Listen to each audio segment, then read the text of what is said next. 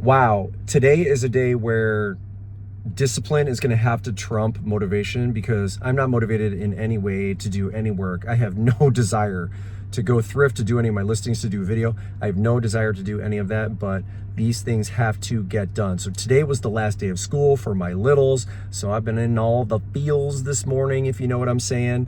Another successful year in the books and really a fun and blessed summer to look forward to. So there's lots to be thankful for and a lot to look forward to. But after this morning and just sitting down to reflect, like I don't want to go source, but you know what? We are going to go source because the bills don't pay themselves. So let's go to the stores, see if I can find anything that's worth reselling. I'm going to share it with you like I always do. And thank you for helping me get through it because you hold me accountable. And so when I know there's information to be shared, it needs to be shared. So let's go find what we can find in these thrift stores. And yeah, we'll just keep the train rolling.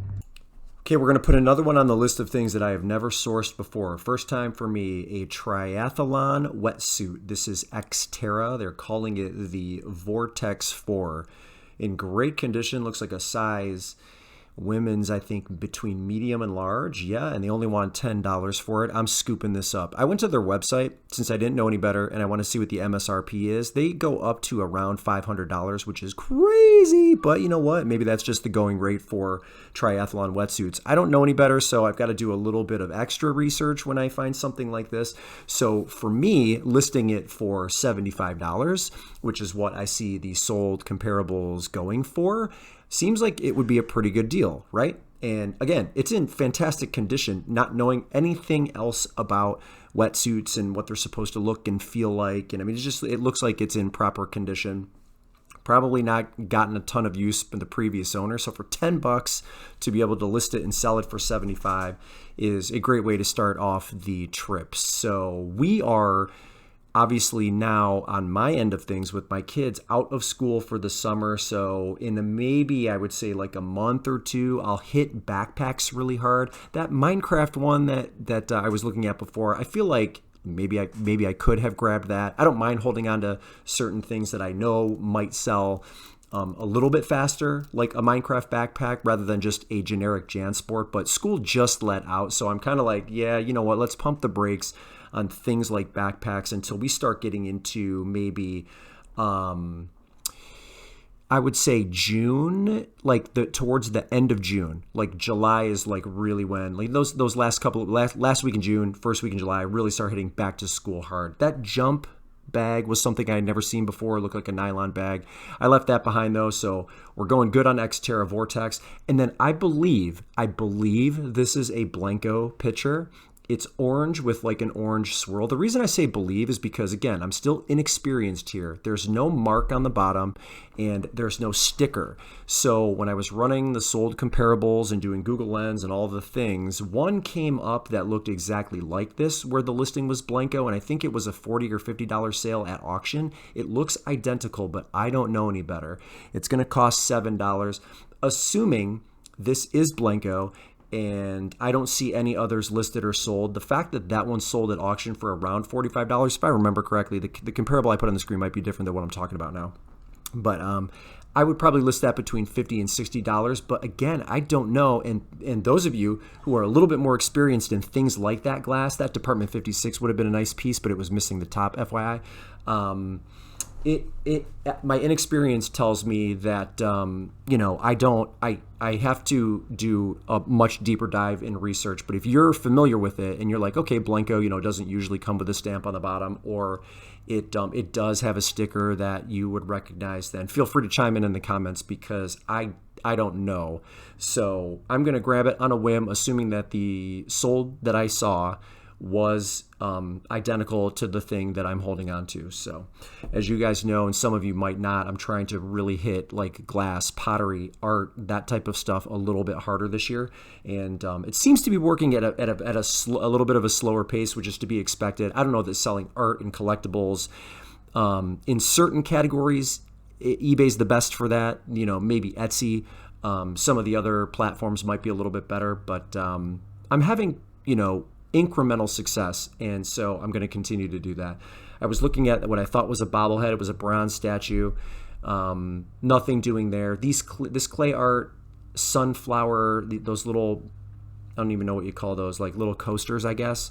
There were only 3 of them, so I left those behind. But you saw in my previous video, I sourced a pair of Rothy's clogs. This is another style to be aware of. Another one that is selling way better than the flats that have really come down in price. These are Rothy's sneakers in Maritime Lattice, the navy. So you can see the midsoles. These do have to be wiped down, in my opinion. I think it's like probably a $20 difference between selling them for $40 and then selling them for $60 and above, like you saw in one of those, or a couple of those sold comparables. But this is one of those styles that looks like it's holding price, it's holding value. The value isn't dropping precipitously like some of the other styles that you see popping up. So another great hit on a pair of Rothy's that I've never found before. So navy blue, Maritime Lattice, those are all the keywords they have to use. And I don't think it's going to take me more than 5 minutes to wipe those midsoles down to get them into proper photograph position. Again, I don't spend a ton of time cleaning. I do not want to be in the business of cleaning this and cleaning that. 5 minutes here, 5 minutes there, 5 minutes here, 5 minutes there. It all adds up. So, but on those, a $20 difference, I believe, is worth spending 5 minutes of my time cleaning them up. So couple of, I think these racks are pretty, or not racks, these carts are pretty fresh. This was a, one of those portable DVD players. I don't ever see any of those that have value.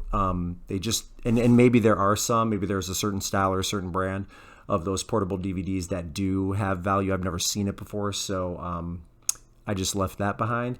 And the rest of this stuff here, I find those types of hats at the outlet all the time, so it just doesn't make sense to pay $350 in this store, although it is in very good condition, and that was a desirable style, very lightweight hat. I'm leaving that behind. I did spot a Christopher Radko ornament. I wouldn't normally pick this up because of the time, but because it is a Radko, even though you might not necessarily know it, because it's missing the little piece that hangs from the top.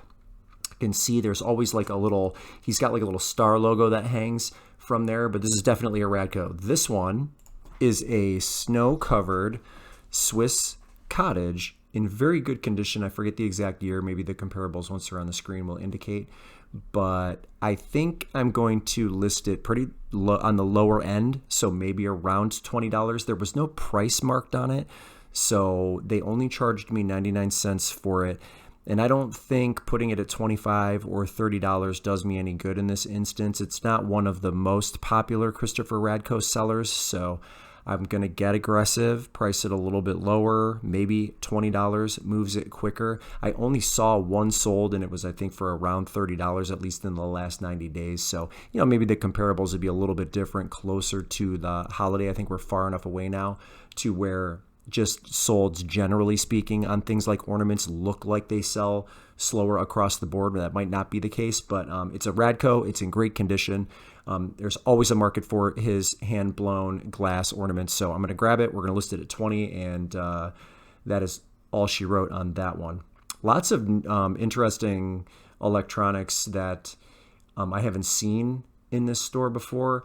These are usually pretty consistent sellers for me. These Google Nests, they are, this one, the model number is H2E.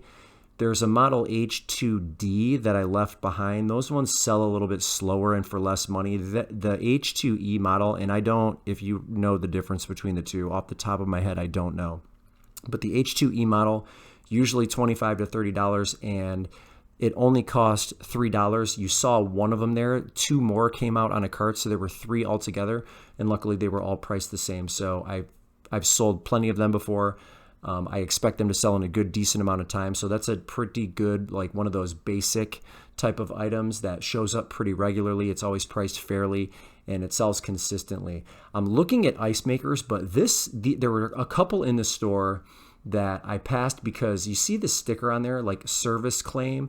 That doesn't, I don't believe that necessarily means that it was returned due to some type of functional error, but I am not messing with that. The other one that you see here in just a little bit also had that sticker. I'm not going to mess with them, but those ice makers, especially if they have the scoop, are usually pretty good. Homedics massager, I didn't even bother looking this up. Probably should have, but I didn't even see what the price was there. $4, $5, $6, $7. I did look up the speed charge It didn't look like these had, excuse me, much value. I can't even really see what the sticker price was on there. I feel like it was marked $10, but somebody may have scratched that off. But if you find ice makers and you're willing to test them, they're really not that hard to test. Some of them take longer than others, but if they have, especially if they have the scoop, that's good money, especially right now with summer coming up. But no, I'm leaving those behind with those service claim stickers on there. I'm not going to mess with it. It's probably one of those things where they ordered, like some Walmart overstock. I've seen that come through the stores recently. I hope that is not a trend in my area, but they do turn up from time to time. This Lululemon tripped me up. You see the tag? That tag was really thick. And so I'm like, oh, this is really high quality. I don't think it's fake, but Lululemon is still in the phase where they are pretty highly faked still, but those tags are so thick. So I was like, maybe this is not real, but all the other indications are that it's fine. It's just maybe that's a new way that they're manufacturing the tag. Everything about this, like the quality felt correct, color looks good, style. Just that tag threw me off. That style of pullover is called the Engineered Warmth, and Last XL looks like in that exact color, sold for $50. So that's probably what I'll end up listing it for. I'm at Salmo Road if you're local. That little horse, what was that thing called? That like legacy horse. It has all the parts. I bet you could sell that on Facebook. It's not going to be my problem, but those were like $150, and it looks like they're sold out on Amazon, sold out on Walmart, and they have thousands upon thousands of positive reviews. I just don't want to deal with Facebook Marketplace, so I bet you could get like between 75 and 100 if you wanted to list that locally. I think they had it listed for $20. So, but I'm going to leave that behind. It's not that I'm being picky. There just isn't a ton going on. This store has done like a pretty thorough clean through. So they've pulled a lot of things recently, moved out a lot of slow moving inventory, and so there's just not a lot going on. One thing we're going to check right here is the sporting goods, because I am still doing very well with golf. This football, I play catch with my ex-wife's son when we are at my daughter's track meets. So I was like, maybe I should pick this up for him. I think it's actually too small for him now. He loves football and is a very good football player and wrestler. So I'm not going to leave that. I'm not going to get that because I think it is too small.